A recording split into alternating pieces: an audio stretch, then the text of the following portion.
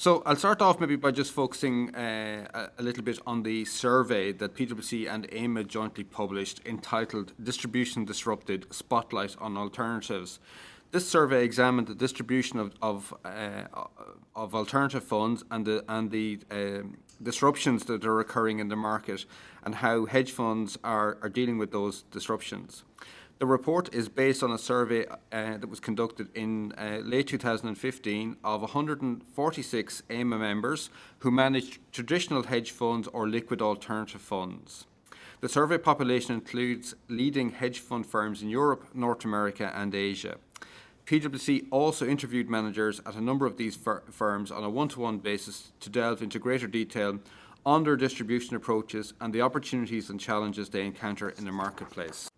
What were the key findings? Well, the key findings were basically covered four particular areas.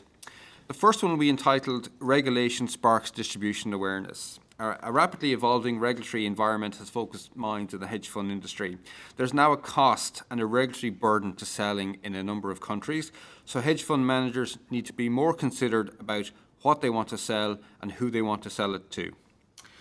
We also looked at and found that there's an increasing sophistication from investors. Firms in the survey reported strong growth of new assets in their hedge fund products. We see growth in hedge fund strategies going forward as being driven by three key trends: a government incentivized shift to individual retirement plans, the increase in high net worth individuals from emerging populations, and the growth of sovereign investors. A key question that we try to look at is what sells? The factors that enable one fund to attract more assets than others are complex. It's clear from the survey that performance remains the key sales factor. However, performance must go hand in hand with strong brand, appropriate fee structures, and a focus on good service, not forgetting tax issues.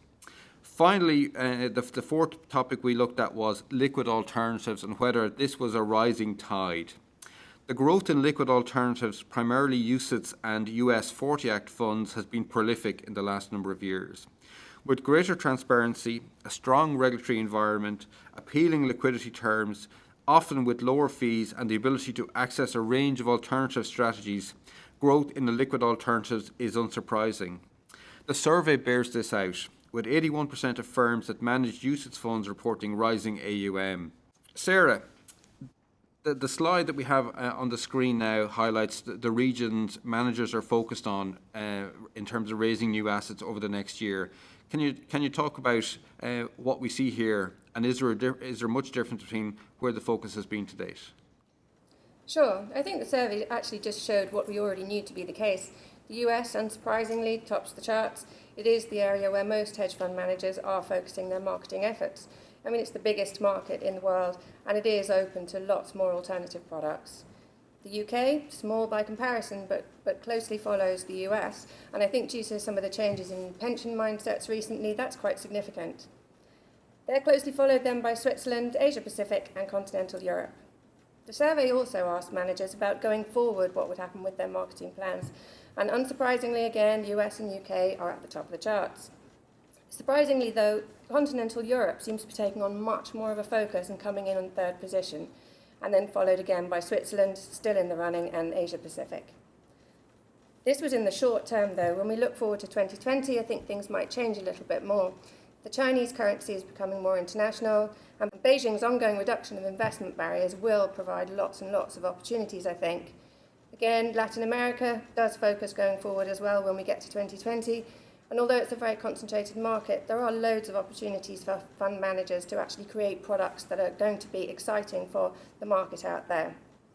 It's also a concentrated market in terms of the asset management industry itself. 88% of assets under management in Brazil, for example, are with the top 10 asset managers. So I think it's probably likely that we'll see asset managers trying to team up with some of the local providers and distributors and see if they can work together. Thank you. We mentioned at the start that one of the key findings of the survey was the increased sophistication of investors. What's driving this? I think it's just a really resilient industry. There was a bit of a dip with the financial crisis, but there's been continued growth, and that growth, I think, will go forward. But with that has come, as you mentioned earlier, three particular types of investors, and those and others besides are really putting more demands on managers in terms of what they want. They've got much more sophisticated, and they know that they can be much more proactive about getting what they want. And this has disrupted a lot of the traditional distribution approaches, as well as product structuring, tax setup, and also investors are being much more tough on fees. They've noticed that they do actually have the power to say what they want. And as a result of, I guess, a few high-profile frauds and, again, the financial crisis, they have demanded an increase in the due diligence that they want to do as well before they invest. They're getting fussier, and this has driven regulation, much higher governance standards, and a lot more transparency, particularly by the institutional side of the industry. Hedge fund firms just have to adapt to this because it's something that investors are going to want going forward, and there is no way out of it. Thanks, Sarah. Suzanne, one of the areas covered in the survey was in relation to what sells.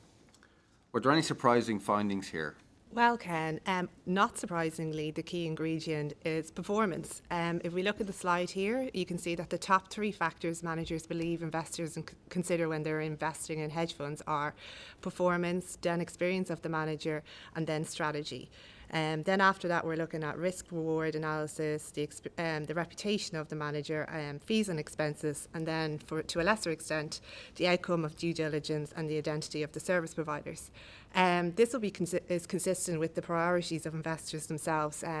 It's clear from research over the last number of years that investors gravitate to larger hedge funds with good performance and recognised brands.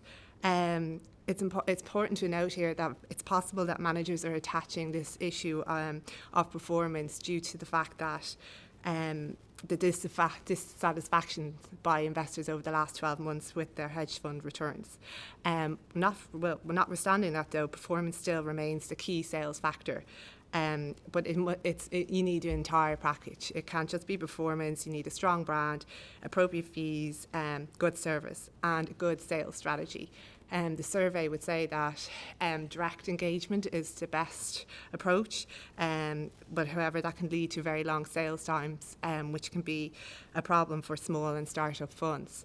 But anyway, going forward, we would see that fund managers, when they're launching their new products, that they will be putting considerable thought into what they're launching, and every product will be thoroughly vetted for potential performance and the attractiveness to the market.